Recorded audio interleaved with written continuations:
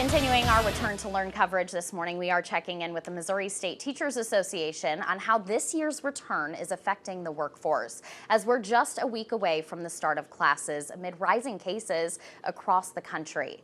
MSTA Director of Marketing and Communications, Todd Fuller, joins us this morning in studio to talk about the return. Thank you so much, Todd, for being here with us. Thank you for having me. So first, during the pandemic, we've focused a lot on children and a lot of people have focused on the students. How has the pandemic been impacting teachers?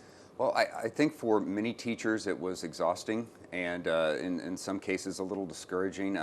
Over the course of the summer, that's the time, even if you're teaching summer school, that you're kind of rejuvenating, getting ready for the school year. And I don't think a lot of people felt like there was really a break this summer because they were preparing and moving into the next part of the school year. A lot of new teachers were teaching summer school when usually it's veteran teachers that have been with school districts for a number of years.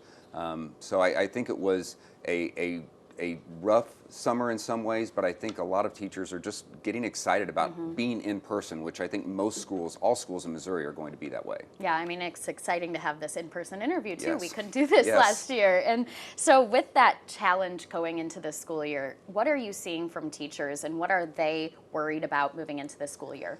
I think the biggest issue is probably uncertainty. And I know after the course of this last year, a lot of teachers are ready to, they're prepared for that. I mean, but we don't know what's going to happen in 2 weeks. I mean, if you would have asked me a month ago if we would all be wearing masks in schools starting in late August, I would have said, I don't think so. But I think a lot of people would have felt that same way. But a lot has changed in just a month. And things may change again in the course of 2, maybe 3 weeks. And we need to be prepared and open to those changes and be flexible. I know that our teachers are going to be flexible, but our community members need to be flexible as well. Yeah, and one of the big issues we've been covering throughout the pandemic and even beforehand, but it's been exacerbated, is those staffing shortages with bus drivers and substitute teachers and teachers themselves. How do you think districts can recruit and retain those employees? Well, for teachers, it's simple. It's the same thing I would have told you 2 or 3 years ago, and that's a competitive salary. I mean, when we're ranked 49th out of 50 states for average teacher salaries, I mean, that's an issue. That's a problem. When it comes to substitute teachers, we've done what we can to support DESE and the changes that they've made that allow for flexibility in hiring substitute teachers and keeping retired teachers on so that they can substitute as well. And for bus drivers, again, it comes down, I think, to compensation and flexibility for them as well. Now, first, I wanted to touch a little bit on the availability of vaccinations. So right now, it's not available for anyone who's over or under 12 years old. And so that really creates a divide within schools. How are teachers feeling about that going back to the classroom? Well, when you look at middle school, high school, elementary school students, the way that you work with all of those students, of course, is very different. I think that when students have the ability to get vaccinated, I think that helps. And hopefully in the coming months, maybe even after the first of the year, elementary students will have that ability to be vaccinated as well. Until then, there are things that we know that we can do. And all school districts are doing those things. In some cases, it may be masks. In other cases, of course, it's in every building, it's social distancing of some sort. Yeah, and turning to those masks, we were talking a bit during the commercial break about this. So a lot of districts are doing different things, and it's up to local jurisdictions on what they're doing with requiring masks. For example, Columbia and Jefferson City schools, along with Harrisburg in our area, are requiring them, but some other school districts aren't. How do teachers feel going into that this year and with the different rules? Sure. There are 500 plus school districts in Missouri, and so there are going to be 500 back to school plans. Very similar to the way it was last fall.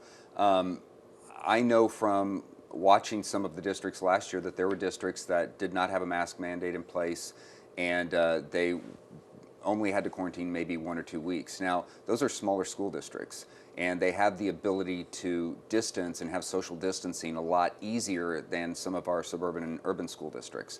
And so keeping all of those other protocols in place, but recognizing that we may have to change quickly. Within a matter of days, or within a day in some cases for some buildings. And how are teachers also dealing with that quick change? Because every day it seems like a constant, just different situation, and there's a lot of uncertainty with the Delta variants and different variants this year. Well, it's certainly exhausting.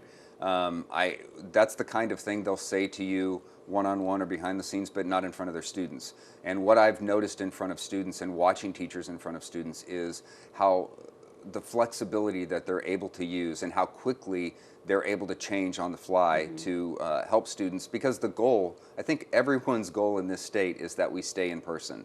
Regardless of whether you're a teacher, a parent, a student. That's one thing I think we can all agree on, is that we remain in person. And so we need to do what we can to stay in person, and we need to do that safely. And with that staying in person being a priority, masking rules from DESE show that if everyone's wearing a mask, it lessens the close contacts and students don't have to quarantine if they are all wearing masks in those situations. So would it help if there were some kind of statewide rule for mask requirements in schools? It's hard to speculate on that because we know it's not going to happen in Missouri, and even though it happens in neighboring states.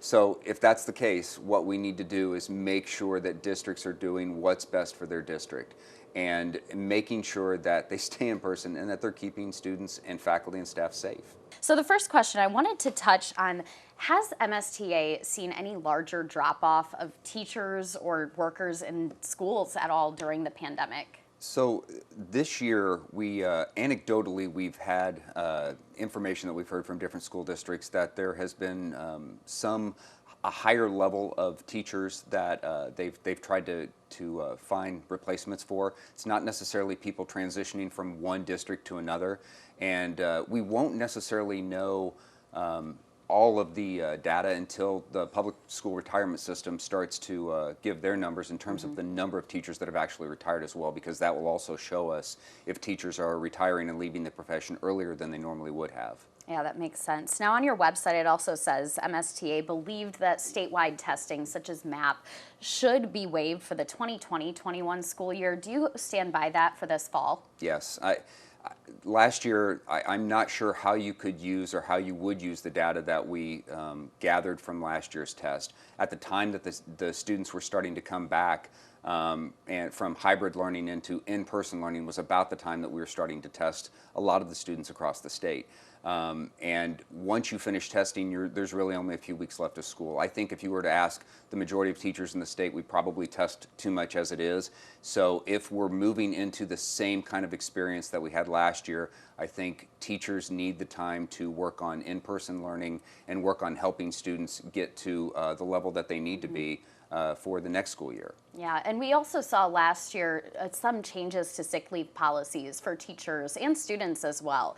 Are you seeing districts doing the same thing this year, and what are teachers needing when it comes to sick leave? We've heard about districts that might be trying to use sick leave that teachers have accrued for if they have to quarantine.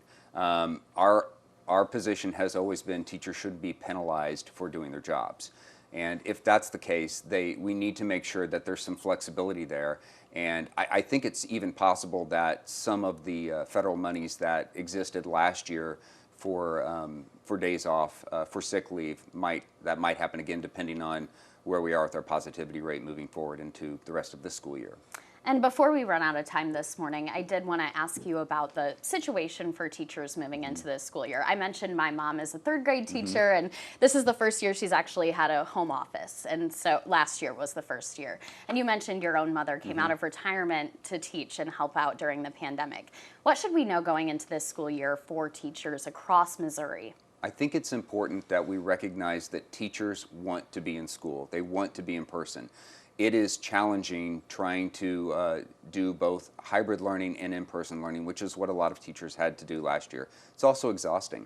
So I think we need to have some level of empathy, not just for teachers, but for all education personnel, anyone, school, faculty, and staff within a school district.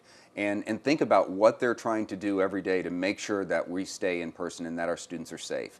And if we keep that in mind, I think that we can have a successful and a productive school year. Yeah, well, thank you so much for all the work you're doing, and thank you for being on with us